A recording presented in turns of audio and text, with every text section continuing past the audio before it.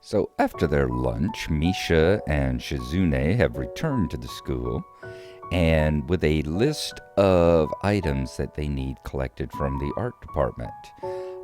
After complaining to our teacher Muto that we have nothing to do and we are bored, we really can't complain about the fact that they enlist us to go to the art room and see if we can find them. There we run into Rin, who is in there eating lunch, and after a very surreal conversation with her, we manage to collect up the items that we need. As we are coming out of the art room to deliver them, we run into the student council itself, who are coming to look for us since it has been taking so long for us to return. There, they hear us talking to Rin through the door, investigate what is going on, find Rin sleeping on the tables inside, and get very upset with her. Also suspicious of what we were doing. But Rin, being Rin, is able to utterly frustrate and deflect their anger, and they storm off with their supplies. Meanwhile, we agree to help Rin carry the materials down to where she is working on a mural for the festival. As we are leaving the building with her, we run into Nurse, who begins inquiring about our health. Tezuka, would you give us a second? The nurse grabs me by the shoulder without waiting for Rin's permission, which he didn't need in the first place, and drags me aside. When I told you to exercise, I wasn't joking, he says. I understand that you're still on your first week and all, but please don't ignore the importance of this. The reason I'm coming down this hard on you is that habits are not easy to form. The more you slip and postpone, the harder it'll be. It's the same with everything, like dieting. Can you promise me to be more serious about this from now on? Maybe. No, I mean, I kind of stammer out. He gives me a nasty sort of look when I say that, making me try to take back the word. I mean, I don't know. I'm still trying to get used to the school. I'll promise to try, though. You're not being very convincing here, Hisao. Tip number 1, medical professionals are not amused if you take their advice lightly. What's up with him? As if a day or two would make that much of a difference. I didn't do anything at the hospital either. Yeah, okay, sorry, I say. He studies me for a moment and then shrugs, smiling again. Okay, that's more like it. If you go to the school track tomorrow morning, you'll meet my spy, who probably has no qualms offering consultation to you if you want to jog a bit. Consultation, I say? See you around, he says. We continue out of the building with Rin over to a blank wall in between the two dorms.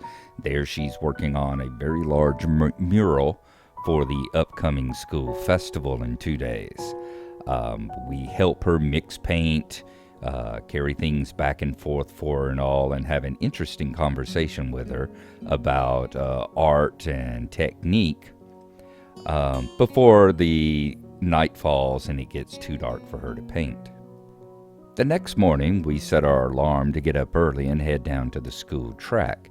There we run into Emi, the young girl with the prosthetic legs, who ran into us in the hallway.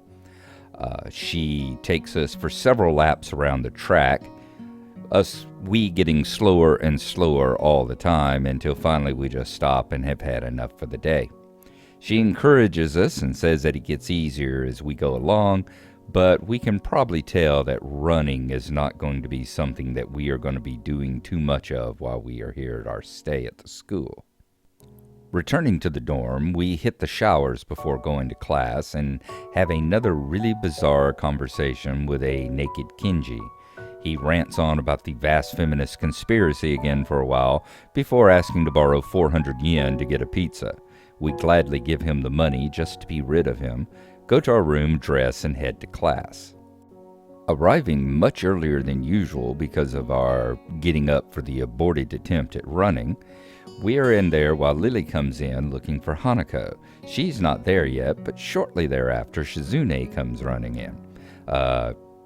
Shizune and Lilly, having a bit of an enmity between them over student council work, get into quite a disagreement before us. Unfortunately, rather than remain an innocent bystander, we get drawn into their argument. Hee-chan, don't you slack off either. What are you talking about, I say. Shizune signs.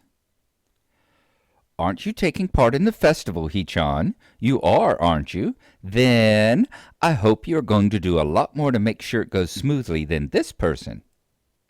I don't understand why Shizune is suddenly getting mad at me.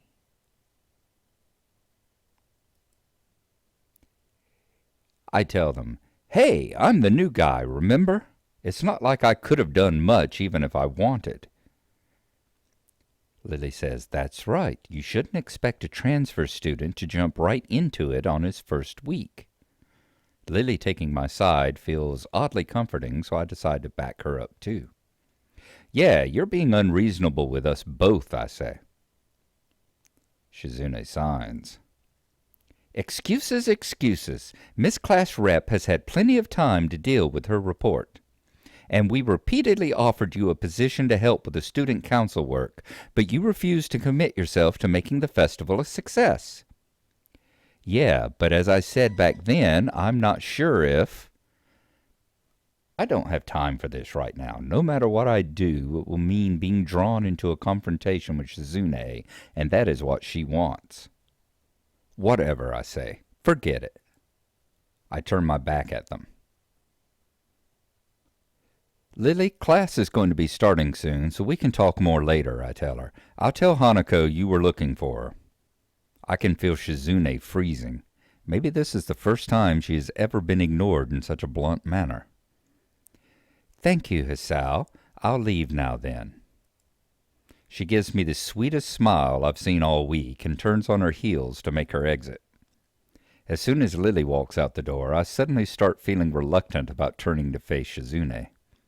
I can feel her eyes burning into my back, and I can't bring myself to look at her. She must be furious. I keep expecting Misha to say something to alleviate the tension, but it really is wanting too much. In the end, I go back to my seat and listen to the sound of Shizune's footsteps as she marches out of the room. She doesn't return until a few minutes before class.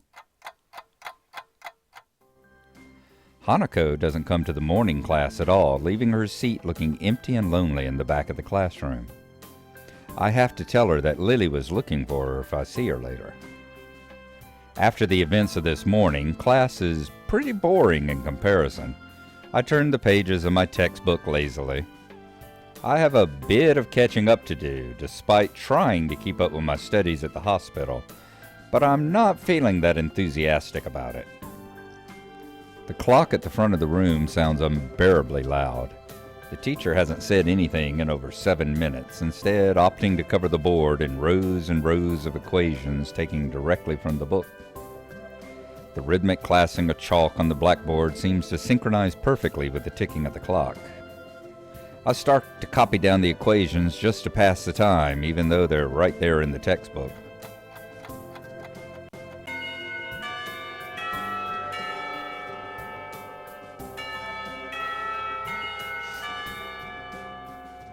When the bell rings, I'm not in a hurry because I have nothing to do, so I stay for a while, reviewing what we covered in class today. I prefer to leave last anyway, so I don't have to deal with the crowding in the hallways. I notice Shizune and Misha have also stayed behind, talking to someone from another class. Shizune's signing so fast that her hands make noises like swords cutting through the air. Maybe there is pent-up anger in there. Misha is trying desperately to keep up, but it's clear she can barely manage to even understand her. I put my head down. Whatever they're discussing, it looks like serious business. Shizune signs to the point where her wrists crackle, and Misha struggles to spit it out in word form. Sometimes she trips over herself like she's dealing with tongue twisters, and then on top of that, she has to sign back anything the other girl says. Seems like a rough job. Misha looks tired, like she's about to faint. Luckily for her, their business is soon finished, and the girls sit down on their seats again. Oh, wow! I'm so tired. She's hanging her head limply on her desk, looking exhausted. I'll use the opportunity to reconcile with Shizune a bit, without getting roped into the student council thing again, though I suspect that door is now closed for me. Festival preparations must be tough for you, I say. Indeed, the people in this school seem to be taking the festival very seriously. Whenever I see people idling around before and after classes, they're always talking about their plans for it. It's kind of neat to see everyone being so enthusiastic about it. I'm probably the only one who doesn't have something to do. Shizune scoffs at me at first, as if trying to decide whether to ignore or sneer at me, but in the end she starts signing without doing either. Misha perks up, looking at her hands with slightly unfocused eyes. She signs with harsh, heavy, dramatic strokes. Misha translates her signing into speech for me. She does it so well, it's almost like Shizune is actually speaking, transmitting her thoughts directly through Misha. She must have practiced it vigorously. Well, of course, we're in the student council, you know, so we're pretty busy. It's an important duty of ours to ensure the success of the festival with all our strength. She continues. We would shame ourselves in front of the past student council generations if the festival were to fail. That's why there must be no flaws, I think that was encumbrances? No, nothing that might make the festival short of perfect. Shizune's passionate speech and Misha's enacting are really oddly fitting of them. Oh, hello. I look over my shoulder and see Hanako peering timidly into the classroom, most of her body hidden behind the door. Hey, playing delinquent again? Misha says. Hanako blushes hard at Misha's straightforward jab, even if it was only in jest.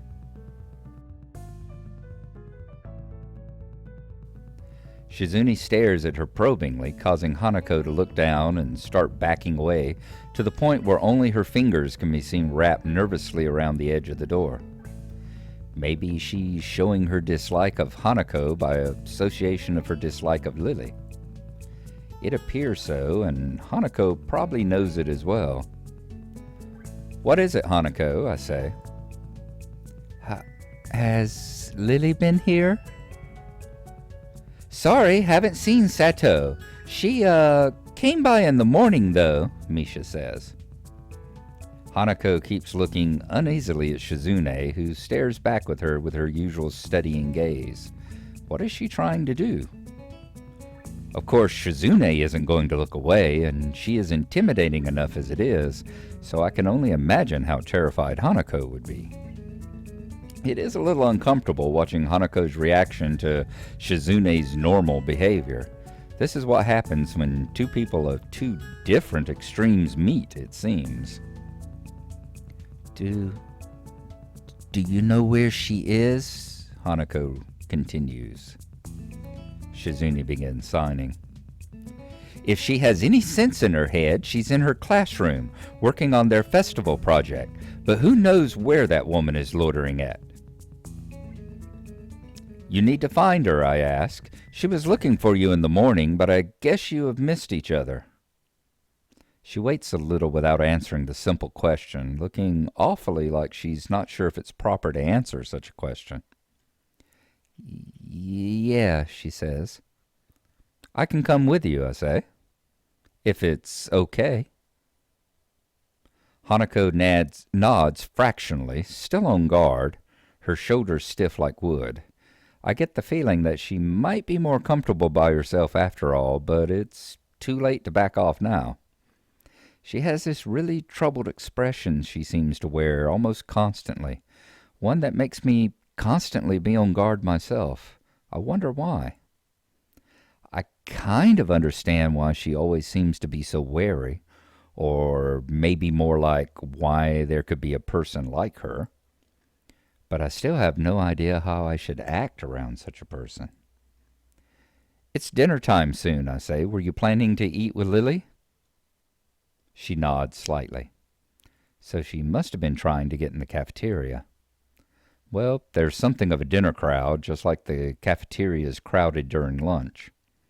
It's not as bad because dinner time is longer than lunch hour, but I can understand why Hanako could be discouraged from going in. I pick up my bag and we take our leave. Hanako skips a little to meet my initial pace, so I slow down to match her speed. It doesn't take long for us to be walking at a comfortable pace down the hallway. It almost feels like we're going for a stroll together, something that I can't say I've really done before with a girl. Hanako doesn't seem to be thinking the same thing, though. Even though we're walking at the same place, she never comes within arm's reach of me. I guess she's still a little uncomfortable around me. Given how shy she is, there doesn't seem to be much helping it, at least for now. By the time we arrive at the cafeteria, there's not much of a crowd there, but Lilly is nowhere to be seen. Hanako's head sinks even lower than usual. Have you looked somewhere else already, I ask. Just at the library. I was reading. So she does spend the classes she skips at the library. Ah, so not exactly a thorough search then. Well, if I had to guess, she'd be in her own class like Shizune said, right? Right. With the slightest of nods, Hanako agrees with my reasoning. God, she's being so awkward. It's like I need double-layered silk gloves with padding to even begin interacting with her. Some small talk might help her become a bit more used to me. It isn't hard to tell that the silence between us is hovering on the edge of both of our minds. I gave it a try. So, you and Lilly usually hang out together after class, right? Yes. I'm not quite sure what I expected from her answer, nor why I even asked the question. That much was rather obvious, after all. She doesn't seem like the type to cultivate a social circle, either, so I suspect that Lilly may well be her only friend.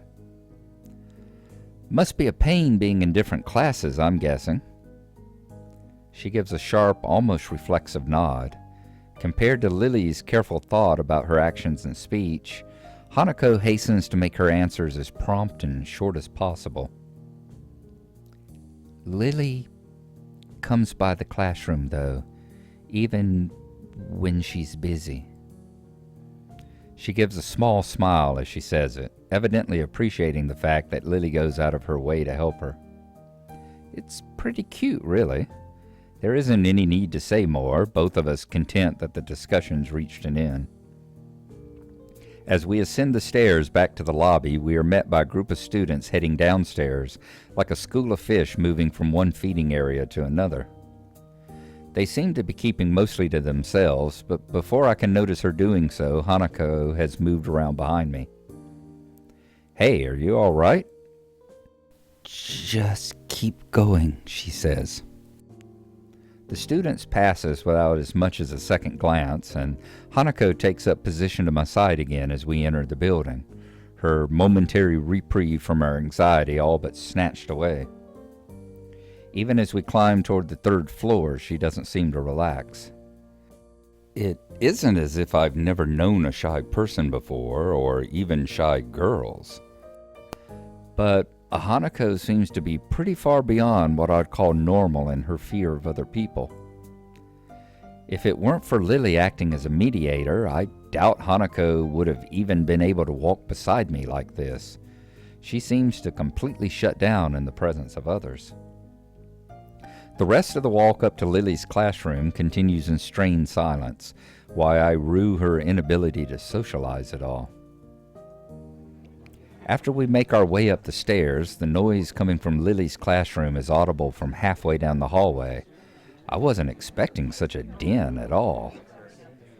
Well, I guess we found her, I say. That wasn't hard. Did Hanako come here first, then come to me for backup, I wonder? Well, if that's true, then at least she's starting to trust me a little. That can only be a good thing. Eventually, the two of us reached the door to Class 3-2. With Hanako less than subtly positioning herself behind me, I opened the door. All right, once again, quite an extended scene here that we've had to read out because of the decisions we made. In fact, we're only about halfway through it. The next episode will be the second half of that scene of what happens after we enter into Lily's room after having searched for her with Hanako. We have two important decisions that come up during this particular episode. The first one was where the nurse catches us in the hallway and asks us about, are we going to be serious about our health from now on? Last time we answered yes, and that set the flag that sent us down the path to exercising with Emi. In the morning, we get up, we'll go have our unsuccessful exercise episode that we had just like we did last time. But since we've only said maybe instead of assuring him yes, we will basically decide never to go back and continue our running. So this pretty much closes off the Emi path from us, Emi and Shizune path for the most part for us in the future here. We are firmly headed down the Lily, Hanako, and Rin branch. And if there was any question of that, it is totally closed whenever we get drawn into the fight between Lily and Shizune in the classroom. By choosing before, when we did the don't drag me into this, I've done my part, we did not back Lily up, and instead the Shizune looked upon us favorably for standing up to her and showing some backbone. This time we chose the, hey, come on, cut me and Lily some slack, and by choosing to side with her enemy, as she views it, we have firmly closed the door on ever joining up with the student council. So next time we will continue reading this chapter and see what happens whenever Hanako and Hisao enter into Lily's very loud classroom.